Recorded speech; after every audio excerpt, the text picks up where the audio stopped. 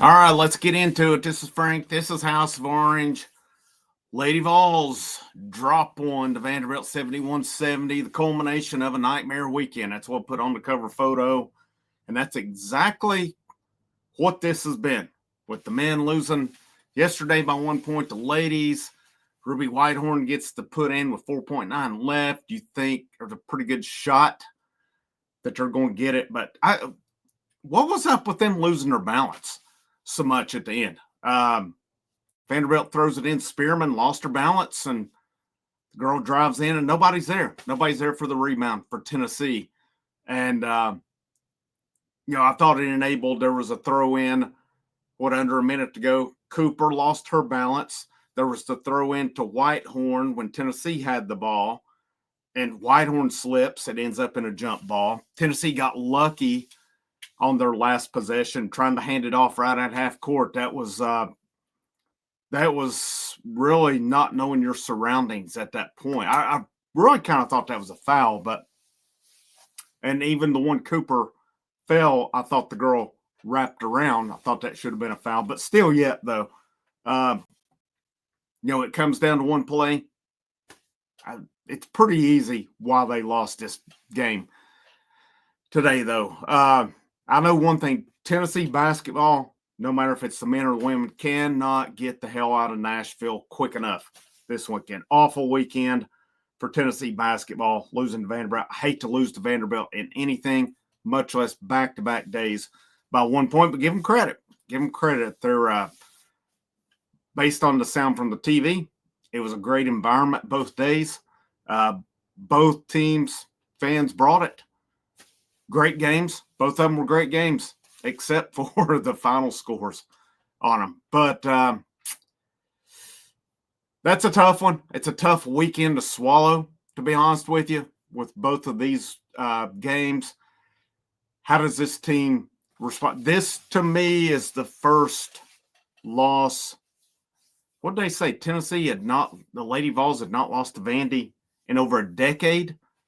I'm not sure if that was in general or at the Cracker Box known as Vanderbilt's Memorial Gymnasium there. But, man, where do they go from here? This is the first one I really kind of feel like Lady Vols, first one of the Caldwell era that they lost that they shouldn't have.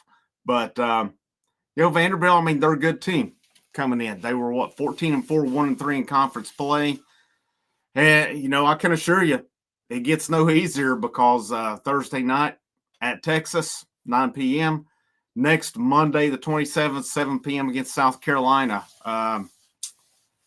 That's going to be a rough one. And I'm glad I just saw that because that's going to let me rearrange on something. But anyhow, let's get into the statistics for the Lady Vols here. If you look at it, tied 21-21 after the first quarter of the second quarter. Here you go.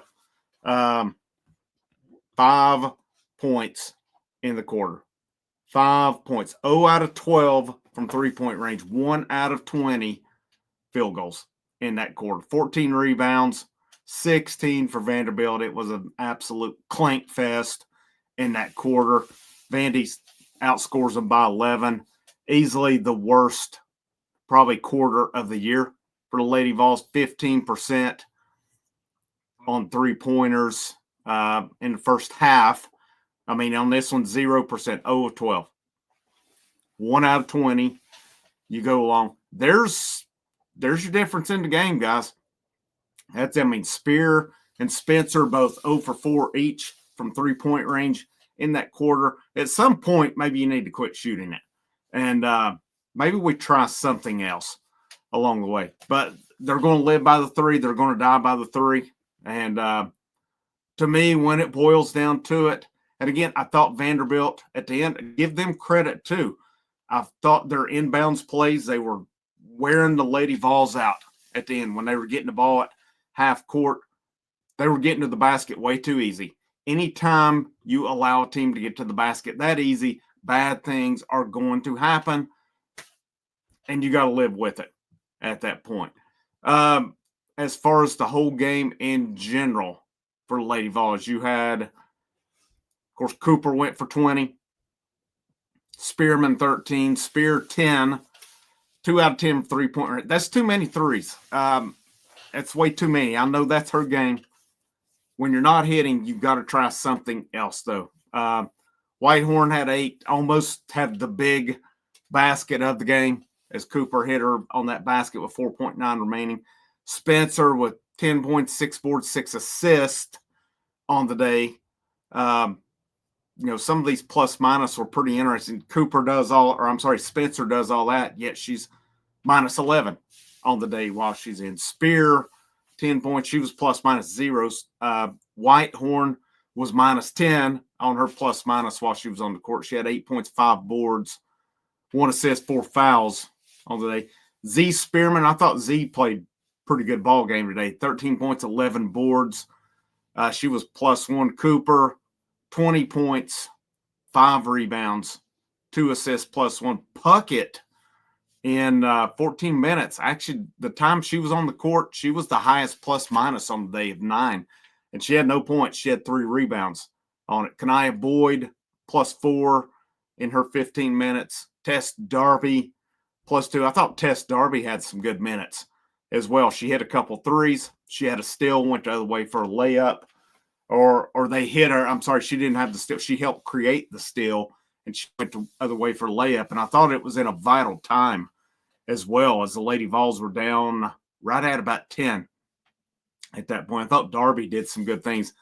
Latham had 1 point. She was plus 1. Holling, she had no points. She was minus 2. Your most efficient on the day, Spearman, Cooper, Spencer, Whitehorn. Whitehorn and Darby were both pretty similar on that one. Then if we look at the split box score on the day, Lady Vols 38%, Vandy 37%, 23% from 3-point range, 6 out of 26. That was not a good day. They're 6 out of 19.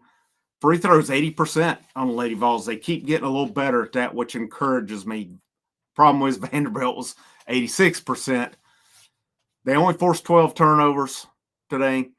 Lady Vols did win the rebounding battle 42-40. Second chance points were pretty even, points in the paint. There's really nothing as far as the team comparison on statistics that really nothing. I mean, other than the 3-point percentage, there's really nothing else I'm seeing on the team statistics that Vanderbilt had a big edge in.